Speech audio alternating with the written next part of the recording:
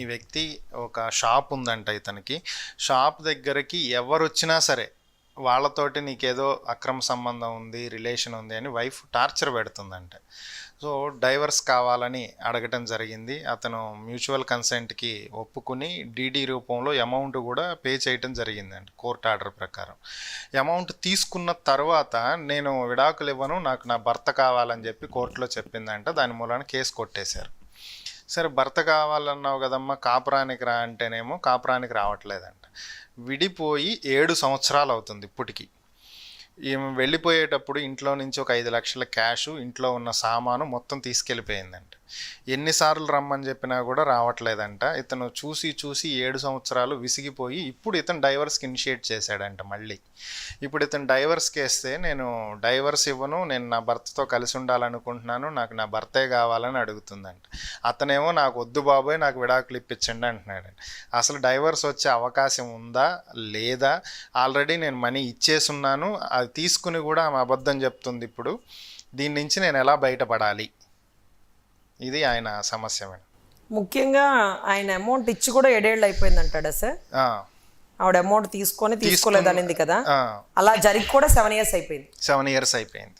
So ఇక్కడ మనం ఆలోచించాల్సింది ఏంటంటేనండి, కోర్టులో కొంత కేసు నడుస్తుండగా కొంత సెటిల్మెంట్ ఇచ్చేసిన తర్వాత, అంటే మనం చాలా వీడియోస్లో చెప్పాము, ముందే పెద్దల్లో పంచాయతీ చేసుకొని డబ్బులు ఇవ్వకండి అనేసి. అవును. అంటే దాని అర్థం ఎందుకు చెప్తున్నానో వీళ్ళకి అర్థం కావట్లేదు. షార్ట్కట్లో క్వశ్చన్ అంటే కంప్లీట్ అయిపోతుంది కదా. ఎందుకు అడ్వకేట్ గారు కోర్టులని సపోర్ట్ చేస్తారు అంటే, కోర్టులని సపోర్ట్ చేయట్లేదమ్మా, జడ్జి గారిని సపోర్ట్ చేస్తున్నాం. ఇక్కడ ఏమవుతుందంటే, ఇప్పుడు చూసారు కదా ఈ కేసులో మీరు విన్నారు, ఏమంటే ముందే డబ్బులు ఇచ్చేశాడు. జడ్జి గారు ముందుకెచ్చి విడాకులు ఇద్దరికి ఇష్టమేనా అంటే ఇష్టమే అంటే అయిపోయి ఉండేది, సంతకం పెట్టుండేవి. అక్కడికి వచ్చాక నాకు నా భర్త కావాలంటుందట. ఇప్పుడు మ్యూచువల్ మీద విడిపోయేటప్పుడు ఒకరికొకళ్ళు ఏమైనా ఇచ్చిపోతలు ఉన్నాయా అంటే ఏం అక్కర్లేదండి, మేమిద్దరం ఇష్టపూర్వకంగా విడిపోతున్నాం అంటారు. లేదు మాకు అన్యాయం జరిగిందండి అంటే, అన్యాయం జరిగింది వాస్తవమే కదా, మరి బిడ్డలు ఉన్నారు కదా, మీరు ఒక 7 లక్షలు ఆవిడకి ఇవ్వాల్సి ఉంటుందని జడ్జి గారు చెప్పారనుకోండి, అప్పుడు డీడీ రూపంలో ఆవిడకి వెళ్తుంది. ఇది డీడీ రూపంలోనే ఇచ్చారంట. డీడీ రూపంలో ఇచ్చారు. సో ఎవిడెంటరీ ఉన్నప్పటికీ ఇక్కడ ఏమవుతుందంటే, నాకు నా భర్త కావాలంటే జడ్జి గారు అడుగుతారు, ముందు కొట్టు వెనక్కి కొట్టు, ఆ డబ్బులు వెనక్కి కొట్టు, నీకు నీ భర్త కావాలంటే వెళ్ళి కాపురం చేసుకోండి. డబ్బులు తీసేసుకొని భర్త కావాలా వద్దా అని నువ్వు ఇప్పుడు నిర్ధారించుకుంటే ఎట్లమ్మా? ఇప్పుడు ఎక్కడో 7 లక్షలు అప్పో దేశ తెచ్చాడు, అబ్బాయి డబ్బులు అబ్బాయికి వెనక్కిచ్చి కాపురానికి వెళ్ళంటే ఇవ్వదట. నా భర్త కావాలని డబ్బులు వెనక్కి అంటుంది. ఏమో పోండి, విడాకులు అయితే క్యాన్సిల్ అని చేసి పక్కన పడేశారు జడ్జి గారు. సో అప్పుడు ముందే మనం డబ్బులు ఇవ్వకుండా ఒక జాగ్రత్త పడి ఉండేవాళ్ళం కదా. నువ్వు సంతకం పెట్టాలా, నువ్వు పెట్టి ఇప్పుడే కొట్టేస్తారు, పెట్టిన తర్వాత వెంటనే డీడీ ట్రాన్స్ఫర్ అవ్వాలా. ముందే ఎంత అమౌంట్ ఇచ్చేసుకుంటే వాళ్ళు ఇలాగే అడ్డం తిరుగుతారు. ఎప్పుడైనా మనకి తెలిసిందే కదా బడి, అంతా ఇచ్చేస్తుంటే ఏరు దాటాక తెప్ప తగలేస్తారంటారు చూడండి. దేని మీద వచ్చి మనం ఏరంతా దాటామో దాన్ని తగలేస్తే వెనకాల రాకుండా పోతాడని. సో అటువంటి కుట్రపూరితమైన చర్యలు అనమాట.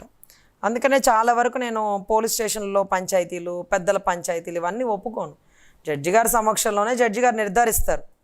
ఈ మధ్యకాలంలో కూడా మనకి మార్కాపురం దర్శి పరిసర ప్రాంతాల్లో ఒక కేసు వచ్చిందండి. అబ్బాయిది అద్దంకి, అమ్మాయి కట్నం ఒక 15 లక్షలు ఇచ్చారట. 7 లక్షలు ఇచ్చారో మరి 15 లక్షలు ఇచ్చారో ఎంత ఇచ్చారో. అయితే తిరగదిప్పి వాళ్ళ నాన్న అంటే గొడవలు వచ్చి కొద్దిగా అంటే మా అమ్మాయి ఇక్కడ ఉండలేకపోతుంది అది ఇది అంటే, ఈ గొడవతో మళ్ళీ ఆ పిల్లోడు ఎక్కడ ఇబ్బంది పడతాడా అని ఆ అబ్బాయికి కూడా తెలియకుండా ఒక తెల్ల కాగితం మీద పెద్ద మనుషుల సమక్షంలో 15 లక్షల క్యాషు అబ్బాయి తరపు వ్యక్తి అమ్మాయి తరపు తండ్రికి ఇచ్చాడు. ఇవ్వలేదని చెప్పట్లేదులేండి, అతను కూడా ఇచ్చాడనే ఒప్పుకున్నాడు. కానీ ఆ ప్రేమ ఎలా ఉంటుందంటే, కొడుకు కూడా చెప్పకుండా ఒక తెల్ల కాగితం మీద ఇచ్చేసాడు. ఆ తెల్ల కాగితం మీద ఇచ్చిన డబ్బులు ఏమైందంటే 15 లక్షలు, అది 100 రూపాయల స్టాంప్ పేపరు కాదు, అది ఏమో ఎవిడెంటరీ కాదు, కోర్టుగా చూపించుకోవడానికి ఒక చిత్తు కాగితం. వాడు ఇవ్వలేదన్నా మనం ఏమీ చేయలేం, కానీ వాళ్ళు ఇచ్చారు. సో ఇప్పుడు దానివల్ల ఏమవుతుందంటే, నేను కన్సర్న్ దర్శి డిఎస్పీ గారికి చెప్పా, సరే వాళ్ళకి తెల్ల కాగితం మీద 15 లక్షలు డబ్బులు ఇచ్చారంట, దీంతో పాటుగా వాడికి ఉండే ఎకరన్నర నాకే రాసి ఇవ్వాలని అడిగింది. ఇక్కడ ప్రాబ్లం అయిపోయింది. ఆ రోజు తండ్రి ప్రేమతో పోతే పోయింది ఎకరన్నర, ఆ అమ్మాయికి విడాకులు ఇచ్చేసినట్టు ఉంటుంది, ఎందుకంటే బిడ్డ కూడా ఉన్నాడు కదా మొత్తం ఇచ్చేద్దాంలే అని కొడుక్కి చెప్పకుండా ఎకరన్నర కూడా ఒప్పేసుకున్నాడు. ఒప్పేసుకొని దాంట్లో ముందు డబ్బులు ఇచ్చేసాడు కదా. ఎకరన్నర ఇవ్వడం అంటే ఇవ్వడం కాదు కదా, రిజిస్ట్రేషన్ చేయాలి కదా, కొడుకు పేరుతో ఉంది కదా, కొడుకు చేయాలి కదా రిజిస్ట్రేషను, లేకపోతే తండ్రి పేరుతో ఉంది, తండ్రి రిజిస్ట్రేషన్ చేయాలి కదా. ముందు డబ్బులు ఇచ్చేశాడు, ఆ కాగితంలో మాకున్నటువంటి ఎకరన్నర కూడా ఇచ్చేస్తామని రాశారు. ఆ అమ్మాయి తరపు తండ్రి నెక్స్ట్ డిమాండ్ ఫుల్ఫిల్ అవ్వలేదుగా, విడాకులు ఎట్లా ఇస్తామన్నాడు.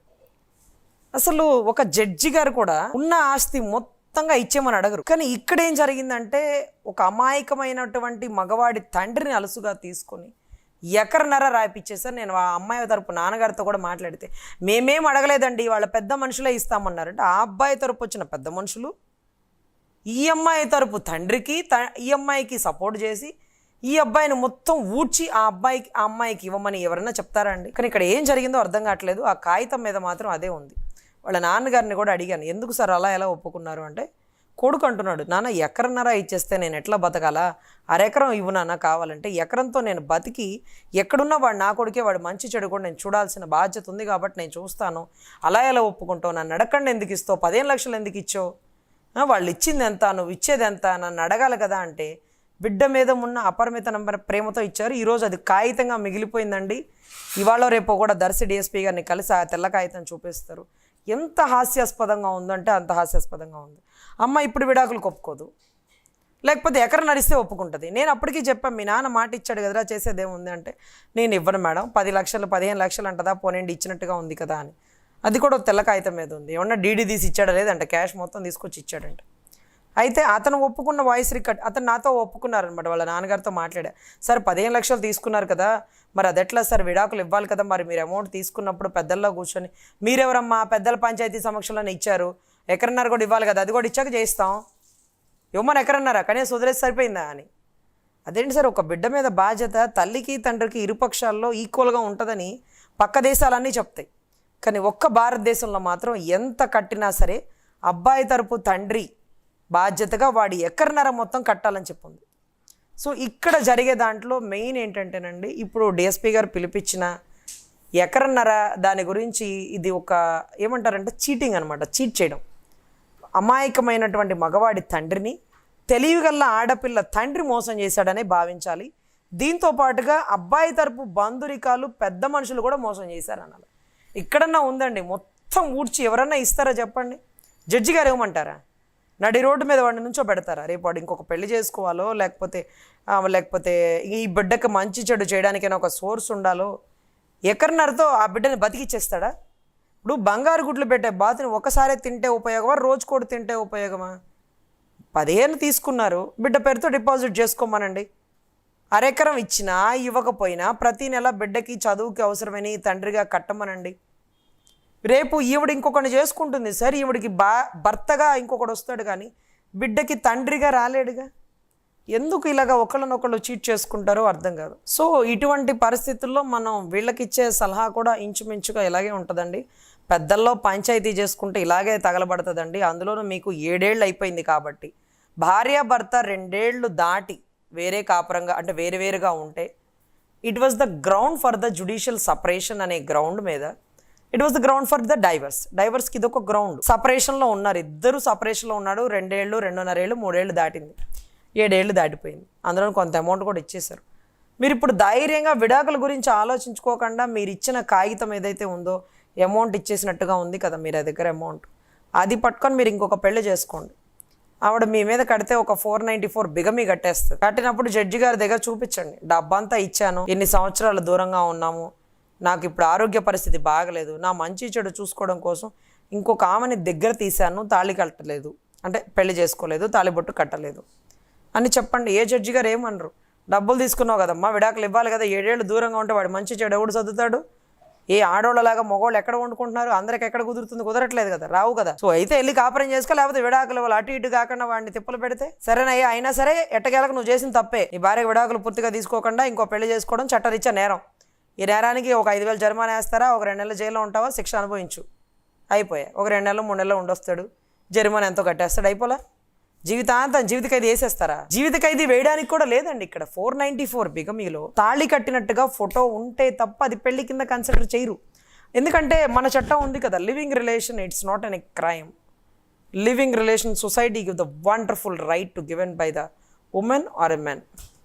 సో ఇటువంటి విషయాల్లో మనకి మెయిన్ థింగ్ ఏంటంటే మీరు ధైర్యంగా ఇంకొక పెళ్లి చేసుకోవచ్చు. పెళ్ళి అనే పదం పక్కన పెట్టి మీరు ఆవిడతో బిడ్డను కనొచ్చు, ఆవిడకి చట్టరీత్యా హక్కులు కల్పించవచ్చు, ఆధార్ కార్డులో ఆమెని అంటే రేషన్ కార్డులో ఆమెని భార్యగా చూపించుకోవచ్చు, అన్నీ చేసుకోవచ్చు అండి. ఒక వ్యక్తి ఇంకొక వ్యక్తిని దగ్గర తీశాడు, అయిపోయా. సో మీరేమి బాధపడకండి సార్, ఇన్ని ఇబ్బందులు మీకు ఇంకొక మనిషి పక్కన లేకపోబట్టే వచ్చింది. కానీ మీరు చెప్పండి, నాకు అర్థం కాదు. మీరు షాప్లో రోజు 100 మందిని కలుస్తూ ఉంటారు, కలిసిన వాళ్ళతో ఏదో ఒకటి పులిహోర కలపకండే మళ్ళీ క్లయింట్లు రారు కదా. లైక్ క్లయింట్లు అంటే మా భాష, మీకు కస్టమర్లు రారు కదా. ఇప్పుడు వచ్చిన వాళ్ళతో ఈ బజార్లోనేనండి మీరు ఇల్లు, కొత్తగా వచ్చారా, ఓకే ఓకే ఇక్కడ దగ్గరేనండి, అన్ని విషయాలు ఉండదు. ఒకవేళ మీరు రాలేకపోతే ఫోన్ చేయండి, మేము మా కుర్రోడితో సరికిచ్చి పంపిస్తాం. మీ వారేం చేస్తారు, గవర్నమెంట్ ఎంప్లాయ్, అవునండి మనకి చాలామంది కస్టమర్స్ ఉన్నారు అని ఒక జెంట్ షాప్లో అమ్మే వ్యక్తి ఒక లేడీతో మాట్లాడతాడు. అంత మాత్రాన ప్రతిదీ పులిహోర అవ్వదు కదా. సో వీళ్ళు ఇలా అనుమానిస్తారు. అయినా ఈ కాలంలో ప్రతిదీ కెమెరా ఉంది, ఎందుకంటే షాప్లోంచి ఏదైనా వస్తువులు బయటకు వెళ్ళిపోతాయేమో అనే ఉద్దేశంతో.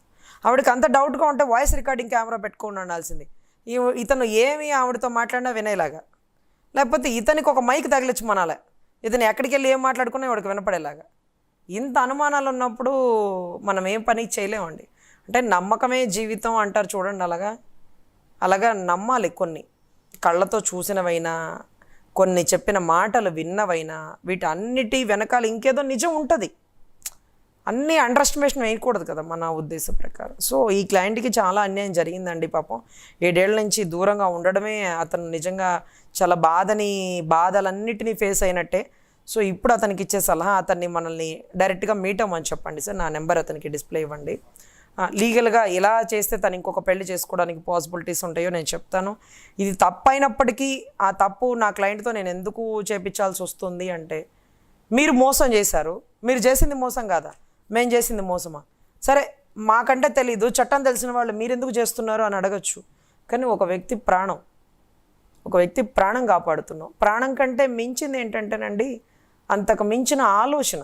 వాడు చావడు బతకడు, చచ్చిన శవంలాగా మనిషి కనపడతాడు మీకు. వాడెందుకు చస్తాడండి, వాడు చావడండి అని వీళ్ళు ఎగతాళిగా మాట్లాడతాడు. చావలేదు, కానీ బ్రతికున్నట్టు కూడా మీ కాడ ఆధారాలు ఉండవు. ఎందుకంటే ఒక జీవోత్సవం ఒక బ్రతికున్న శవంలో అంటారు చూడండి, అటువంటి పరిస్థితుల్లో పొద్దుగూకులు ఇదే ఆలోచన, తల్లిదండ్రులకి ఇదే ఆలోచన. ఈ గోలంతా ఎందుకు, మీరు చేస్తుంది తప్పే, జడ్జి గారి ముందు తప్పు ఒప్పుకోండి, కాళ్ళ మీద పడండి, జడ్జి దేవుడితో సమానం, ఈ పరిస్థితుల్లో తప్పు చేసామని చెప్పండి, వాళ్ళు మోసం చేశాకే మేము తిరిగి ఇలా చేయాల్సి వచ్చిందని చెప్పండి, వచ్చిన అమ్మాయికి అన్యాయం చేయకుండా అమ్మాయిని బాగా చూసుకోండి, చాలదా? ఎందుకంటే నీతులు సిద్ధాంతాలు ఏముంటాయండి. సమన్యాయం అంటే ఇది కూడా సమన్యాయమే. ఆవిడకి హక్కులు బాధ్యతలు మాట్లాడినప్పుడు ఆవిడ మోసం చేసింది, మేము మోసం చేసాం, ఆవిడ న్యాయం చేసింది, మేము న్యాయం చేసాం. ఇది రెండు సరిపోలా?